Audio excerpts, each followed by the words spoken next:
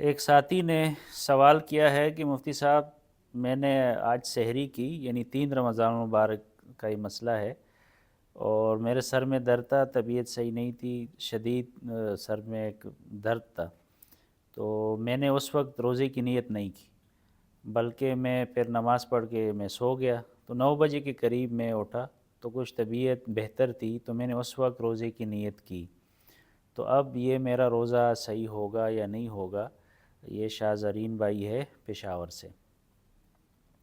یہ جو مسئلہ بھائی نے پوچھا ہے، اس کا حکم یہ ہے کہ اب 9 بجے نیت کرنا درست ہے، اس لیے کہ نصف و نہار سے پہلے پہلے اگر نیت کی جائے تو نیت درست ہو جاتی ہے۔